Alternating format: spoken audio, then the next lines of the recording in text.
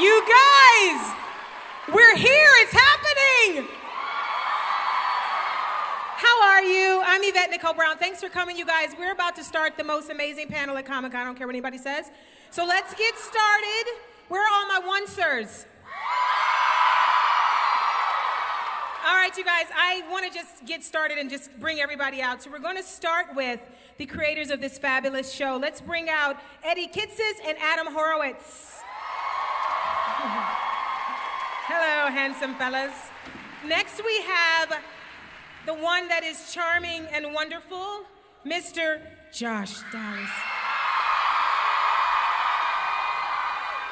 Making her triumphant return to Comic-Con, give it up for Jinnifer Gudwin, Snow White.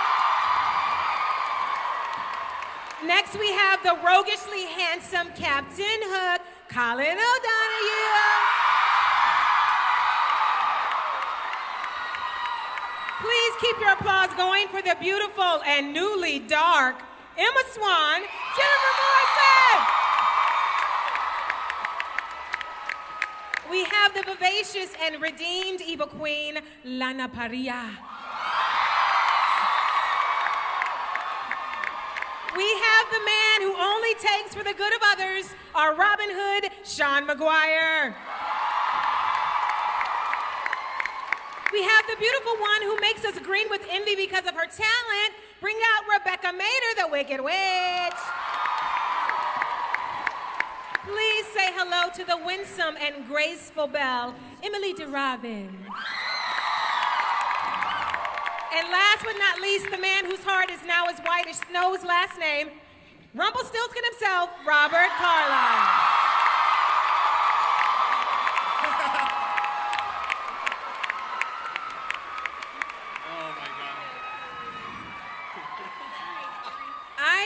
To start, that doggone author has been a problem for me. Anybody else got a problem with Isaac, the author, he's a problem. So what I need to know is how much of what we've been seeing and enjoying has been his hand and how much has been free will and fate? Help me, Adam and Eddie, help me. Well, for the most part, it's been free will. Okay. And Isaac, as we saw last season, decided, like any good author, that he was going to change things for his own betterment. Mm-hmm. And once he did that, things got out of control. But he wasn't pushing things and changing the free will of the characters. The characters have been operating under their own free will and desires and falling in love and all that other stuff without, his push. And then we saw, hopefully in the finale last year, how he kind of molded things to his own betterment. Okay. So he's not purely evil. I don't like him, y'all. Not a fan. Not a fan. Love the actor, hate the character. Okay. Never trust a writer. I want to throw this down to Emily. It has been quite a year for Belle. She's been profoundly betrayed by her love. She found her power by banishing him with the dagger. She journeyed to Arendelle to try to find information about her mom. She found rebound love. It was a rebound, y'all. That's not real. That will thing is not gonna last. What do you, Emily, want for Belle in season 5? A vacation. Maybe the Bahamas for a few months. She has. Wow, when you list it off. Huh. Yeah. Damn. She's forever holding herself together, taking care of this one. And she's a strong young woman, but there's also a point where she really has to put her foot down and make probably the biggest decision of her adult life in regard to not just her relationship with Rumple, but with her relationship with herself, of where she's going to head, what's important to her, and obviously, as everyone else, being thrown into a massive situation. It was all trying to help Miss Swan not... It's just shenanigans down here on this end of the stage. Sorry, Emily. We started the name swapping, guys, okay? You tell that we've been working together for quite some time. I want to, you guys, before we go any further, last year we had everyone line up for questions early on. So if you guys have a question, can you guys find your way to the mic now?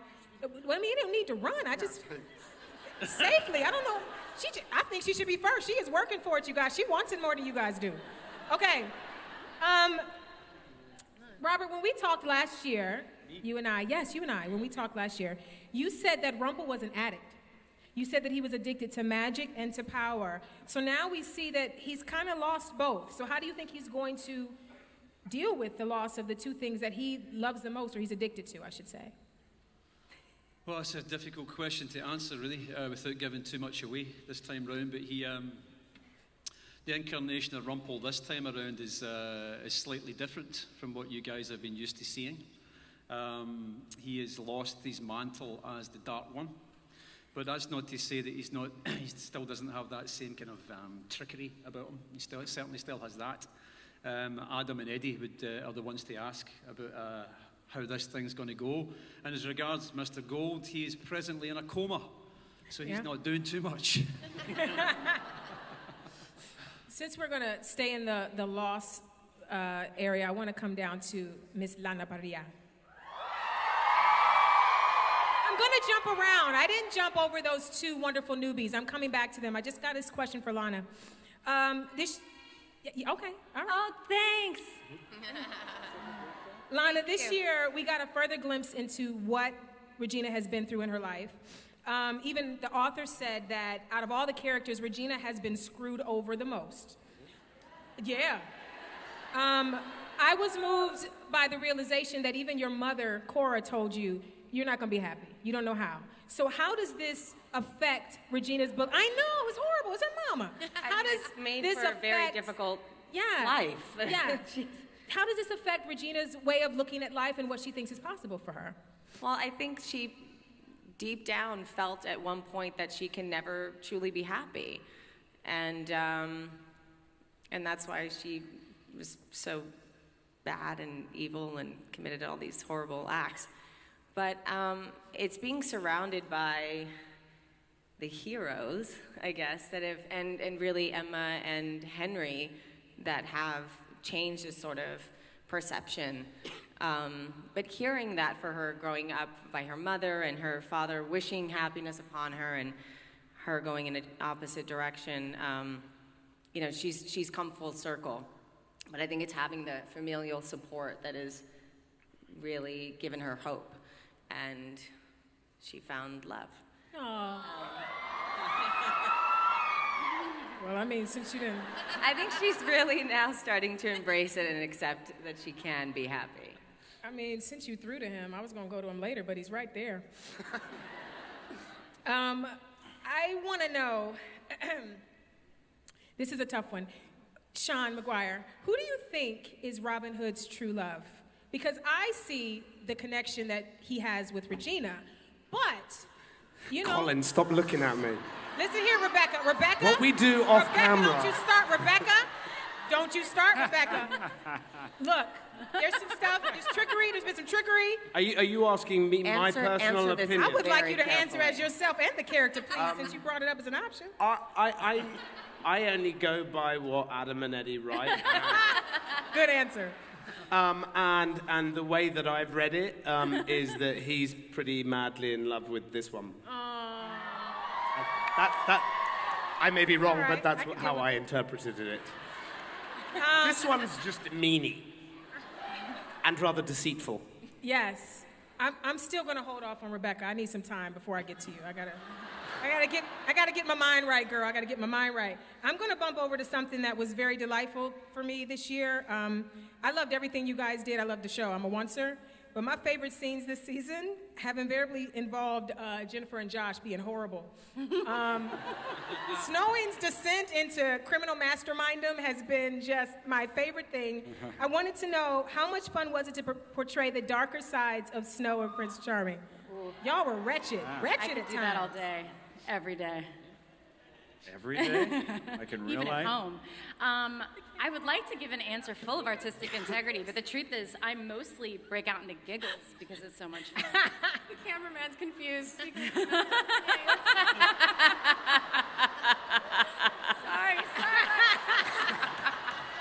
Finally, find us now. What was that, Adam? Find us now. He's got Adam. Josh, your name's Adam.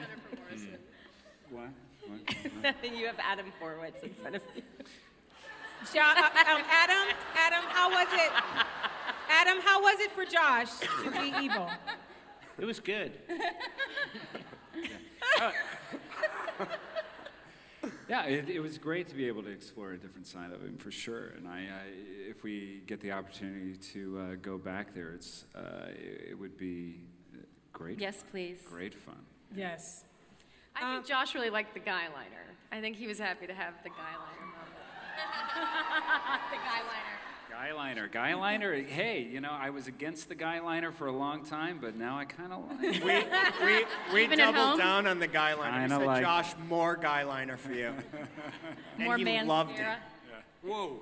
No one's gonna take I yours like away, it. I Colin. like it. This question is for Jennifer, our Emma Swan. Yep, no claps. I want to clap for her. She's going to go dark. Let me say that name and y'all don't give her what she's due.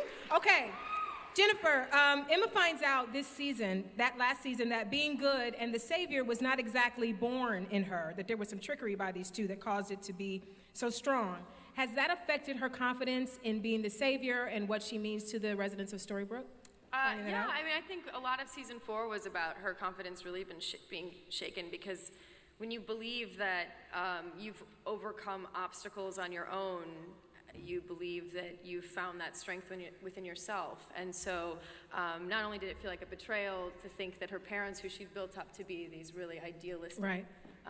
good images, had hurt her. She felt like this was not necessarily her own accomplishment to have stayed good despite all of the things that had happened in her life. And so that definitely undercut her confidence in her belief in her strength, in herself. Something just came to mind as we were talking about this. Storybrooke is not exactly safe. I don't know if anybody's aware of that. It's not safe. Stuff happens all the time. And sometimes really bad it's not. sheriffs, really bad It's sheriffs. some bad stuff went down last year. I mean, the ice walls and there's the Chernobog and stuff happening. Cruella, it's a lot of stuff. And at times people can leave. Not always, but sometimes they can leave. And I'm trying to figure out why people stay. Well, Yeah. that's an excellent You know, question. Why do they That is Adam and a Eddie? great question, and I think we have a video. Is there a video? Yeah, That I think we should ask some Storybrooke residents why they stayed. The people that you don't see, for all the heroes, they're the people that are cobblers and have real there's jobs. many people who are suffering Yeah. in Storybrooke. Let's see what that is. We have the writers of Once Upon a Time are here. We don't do this by ourselves. Stand and up, you guys. most Where are you? Stand up, writers. Stand up. Let's see where you are. There they are. Thank you for all you do. We are up here, but we could not do it without those people right there. So please harass them after. Yes. Let them know how lovely they are. This question is for Colin. Hey, Colin. For all of Hook's previous scoundrel-like tendencies, he's proven this year to be an upstanding guy. So what do you think has been his greatest challenge to achieving complete redemption? Is his temper, because that flared up this year? Is it pride? That came up this year. His fear came up this year. What is it? Can I just say you look wonderful today? Why, yes, you can. I think, Hook, he's sort of been battling darkness for hundreds of years, and he found love with Emma, and so I think he's desperately been trying to hold on to that, and trying to be the better man to keep her heart sort of safe, much like Charming and Snow. He wants to protect her, but he has been a villain, and his girlfriend's nasty now, so I mean in a good way. Oh yeah. But so who knows what's gonna happen? But I think he really struggled with trying to stay on the right path last season, and it'll be interesting to see where he goes now. Okay. You guys, there's something happening at Comic-Con that's been selling out. Are you guys aware of these Funko Pop dolls? There's one of Regina. I know this is not about me, but I feel like for being here, somebody should have gave me one. I don't. They didn't give me one. Why I gotta beg? Why I gotta beg for stuff up here? I don't. We could make that happen. What? What now? Say what? What's happening? What?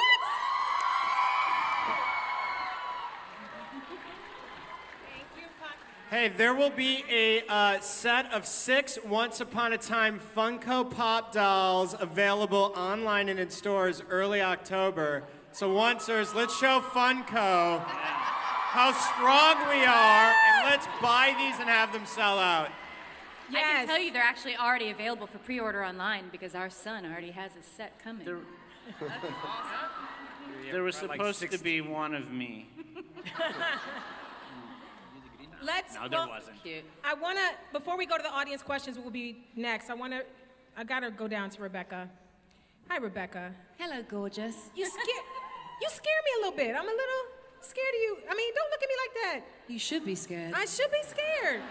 Okay, this is serious. Look, I think you're great and I think you're an amazing actress. But there's a but coming, But you isn't scare there? me a little bit. This is what I want to know. This is why you scare me, because you're brilliant.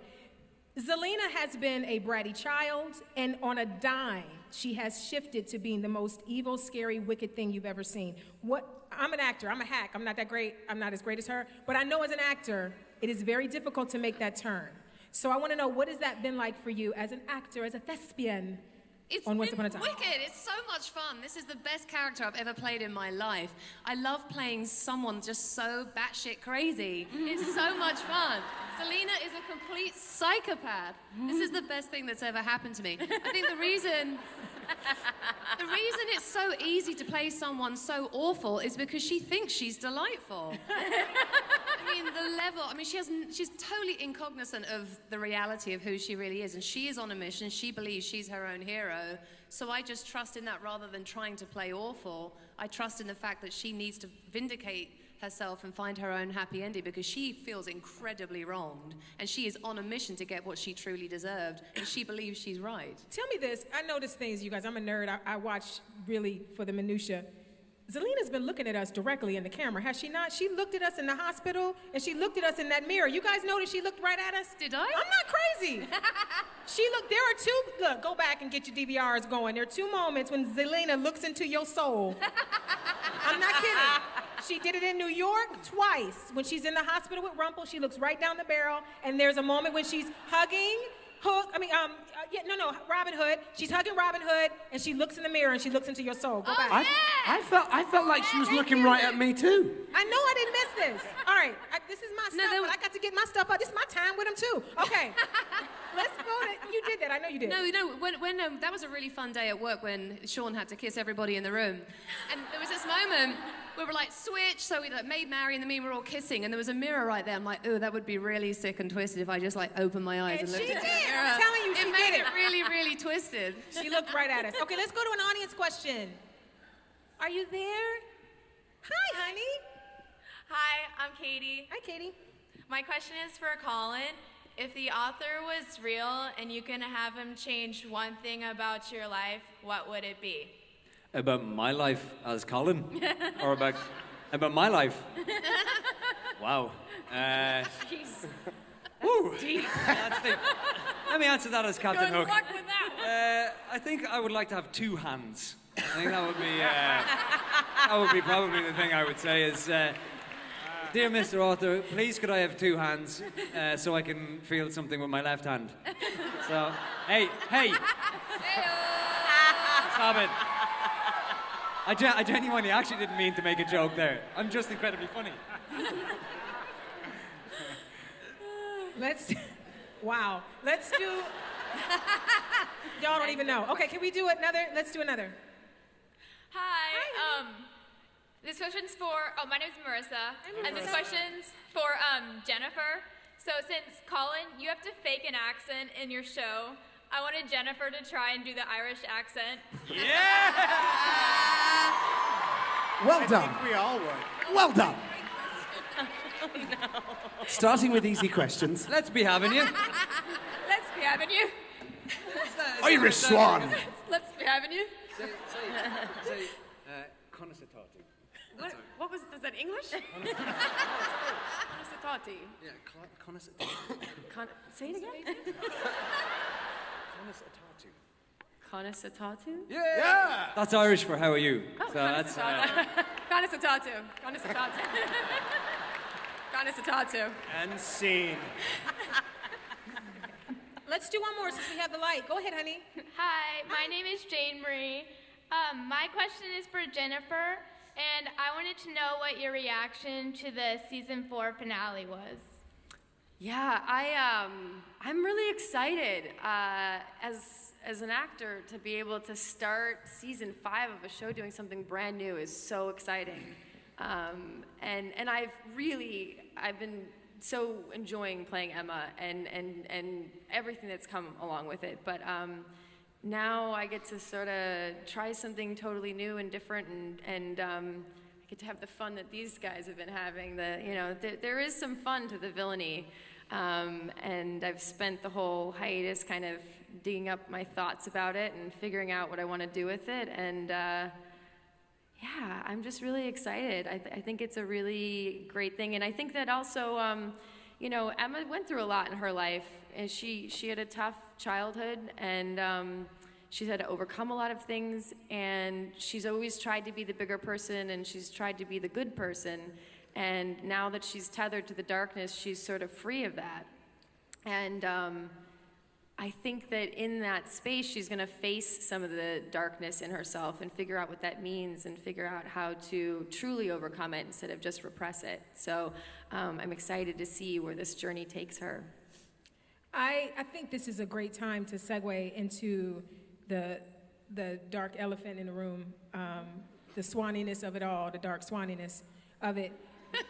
You guys, what's happening? Would you guys like to take a look at Emma as the Dark Swan? Who wants to see the Dark Swan? Exclusive. Let's do it. Should we show you? Okay. All right. All you had to do was ask. Everyone up in Vancouver, Steve, we couldn't, and our cast, our crew up there, we couldn't do it without you. Amen. You know what? I'm gonna be honest. I'm not okay. I'm not okay. I had to resist every black person urge I have, because not all of us, but some of us talk back to the screen. Not all of us. This one does. And I wanted to tell him not to go in there. I wanted to save my brother. Don't go in. Okay, I'm done. I'm very disturbed, and Jennifer, now I'm afraid of you. Okay. I want to ask this question of the lovely Jennifer, who scared the crap out of me a second ago. In my opinion, I felt that Emma sacrificed herself for Regina. I felt this entire season was a great pairing of you two in various ways. I felt like a friendship was truly formed, a love was truly formed. You guys actually care about each other. And I felt like in that moment, you gave up everything for Regina. But you have some other thoughts about it as well in that moment when she became Dark Swan. I think that I think that if Regina were the only person in danger, she would still have made the same choice. But from a storytelling perspective, I think it's also important for people to know that the darkness was threatening the entire town. Right. Although I think she, with the friendship that they have formed at this point, and as much as she's seen Regina go through, she would absolutely have made that choice either way. She had to make a split-second decision, knowing that if that darkness wasn't tethered to one being, that it was going to consume everyone in town. Right. That everyone would have been lost to it. So it is sort of twofold. Twofold. Okay, I want to go back to Eddie and Adam. Hi, guys. Hello. Have I told you I love you lately? I love you both. Thank you. I do. Has the 100th episode been planned yet? And if so, what do you have in store? Well, I didn't say I loved you to get scoop. I just feel like we deserve some scoop. Well, I mean, all we can really say right now is we want to make it very special, and we're planning to have the 100th episode be our spring premiere. So, that's cool. you know, we're hard at work at not telling you anything right now. But we're very proud that we are entering our 5th season and Yes. that we are approaching our 100th episode. And for a show that everyone predicted to be canceled first, I think it is a testament to you, Oncer. So give thank you yourself all. a round of applause. We did it. Yes. Let's bounce to another audience question. Hi, honey. Hi. I'm Grace. My question is for Eddie and Adam.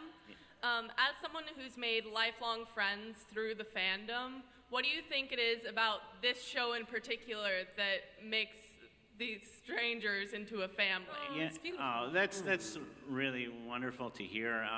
You know, I don't know. It's like it is magic to see you guys and to see this fandom. It blows our mind every time. I think that this is a show for believers and people who want to believe, and I think that it united a lot of people who are tired of cynicism and believe in magic. Yeah. And I hope it did bring you all together, and I hope you get lifelong friends, because I think the reason that we created the show was to add a little hope to the world in any way we could.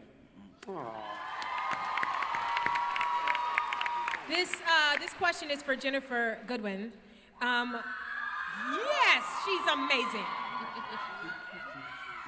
We all love her hair. Okay, this is not a question so much as a kudos. When you had to channel Regina, and you know that scene, you guys, where she's speaking, right? That is some of the most amazing lip syncing I have ever heard, and I believe there's some information you want to tell us about how that scene came together. It's a bit of a trick. Lana actually gave me a recording of how she was going to perform it later. So I imitated her on camera, and then by listening to something on my phone. And then she went back and did what we call ADR, which is the voiceover done after the fact. And she lip-synced her own voice back to my lips. And I have a tip. When I did my little small cameo, which I loved, as Ursula, Lana had already been Ursula. She'd already done her scenes. And so I ran into her randomly at a party, and I said, hey, how did you do it? And then I mimicked her as my voice of Ursula. So we all just want to be Lana Parrilla. This is a question for Robert. Hi, Robert. Hi. You recently directed The Legend of Barney Thompson. It was your feature film debut, your directorial debut. Is there any chance you direct an episode of Once Upon a Time? Well, I guess that's a question for Adam and Eddie, but they have to see the film yet, so I don't know. It's been getting great reviews. Don't even try it. Don't try it. I don't know. I enjoyed my experience directing. It was something that's sort of been on the horizon for me for quite a long time. But directing television is a far different thing from directing film. I think you find that television is a producer's medium, which is a different thing from film, which is a director's medium. So it would really have to go through an awful lot of different people before it came down to me. But I don't know. They need to ask. This one is a question. It's for Emily, but I don't know if this is something you can even answer. It's a question about when she was at the well talking to Rumpel. How in control was Belle, or was she doing Regina's bidding the entire time? Can you answer as an actress what you knew, or? Yeah, I love that scene. Thanks, guys. It's a great scene. Yeah, you know, she basically was under Regina's control. The entire time. You know, there's still, from my perspective and how I played it, that there's still an element of who Belle is as a person there. Obviously, she's still there, and it's not somebody that's completely taken over her body in any respect, but yeah, you know, still not able to vocalize exactly how she would deal with that situation, let's put it that way, so not terribly in control. Awesome. But yeah. Sean Maguire. Yes.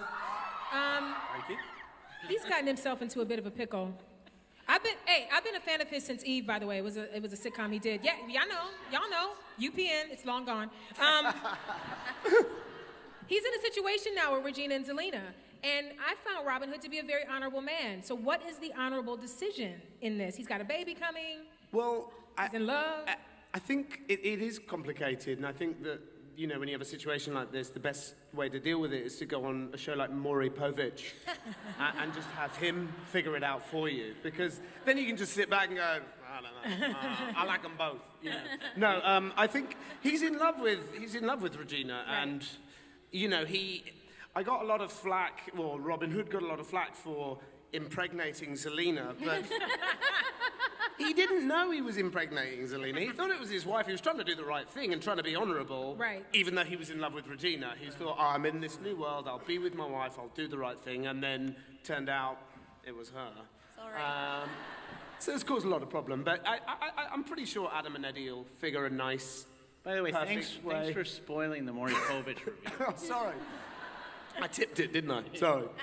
But no, I think he's like any decent person. He's trying to do the right thing, but life is messy and complicated, so he'll just have to follow his heart. All right. And speaking of following their heart, Regina has to now make some decisions because her sister's back and the baby's on the way and it's not her baby and she can't have babies. Or can she have babies? Can she have babies? Can she reverse it? Can she have babies? I'm looking at you, Adam. Can she have babies? Perhaps, maybe. Okay, back to Lana. I know. I want a little baby Regina. Okay. See, maybe a potion can change that. Yes. What I love about this season for Regina is that ultimately she found out that her happiness has to be found within. It's not a person, it's not a place, it's not a situation. It's, right? Come on. It's her realizing that it has to be found within, and she's turning around all this different programming. So, in a certain way, Robin was there for some of that, but I think it's more than that that made her flip that switch. In your mind, what was it that made Regina go, no, this is what it is. This is what a happy ending is for me. I mean, I think it was an evolution, and it happened over the course of the seasons. This change, you know, I think Emma had a huge influence on her. I think Henry predominantly had the biggest influence. The fear of losing her son is really what prompted her to take a look at herself and start changing. Like Regina says, Robin's just a part of her happiness, but he isn't what really, I mean, he makes her happy, but I think it's that self-growth and, you know, taking a look at oneself and really trying to do the right thing and then reaping the benefits of that. And the outcome of her doing the right thing, you know, what she receives is love and friendships and family, and so it's kind of like a no-brainer. So but it's really because of the family that she's inherited that I think is made a massive influence and change. Speaking of family, Henry. Henry. I know. Isn't he great? Jared's great. Okay, he snapped the quill. He became the new author, and then he snapped the quill. And the apprentice still said, we've made the right choice, meaning he was still the author even though he snapped the quill. So my question is he going to blog the story now? Is it internet? Well, how are we going to get our stories? I don't have a quill. That's an excellent question. Thank you. I don't think he thought that through. You know, Henry was making a heroic gesture, and he decided to do the right thing, and I'm sure that won't come back to haunt him. Yeah, he's not going to regret that at some point. No, nothing will happen this season that will make him regret that. I think he's going to text the story or tweet it. We're going to tell it in 100. How many characters? 140. 140. Yeah, I think so. Yeah. I'm going to keep asking this question every year. And if you want me to stop asking this question, you either need to do it or stop adding musical people to the cast. Musical episode.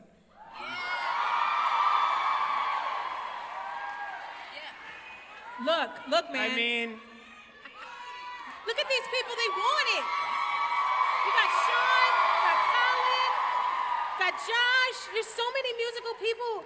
Their voices, We all really the do. accents they do, you know they can, everybody up here can sing. Come on you now. guys want to sing someday? Yeah.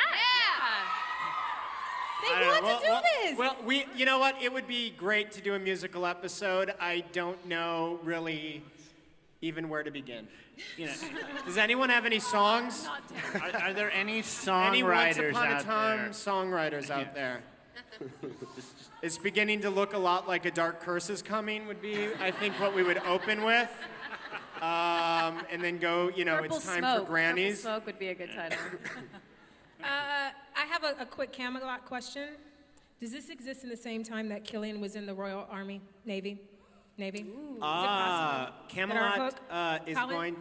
Camelot's going to exist in a.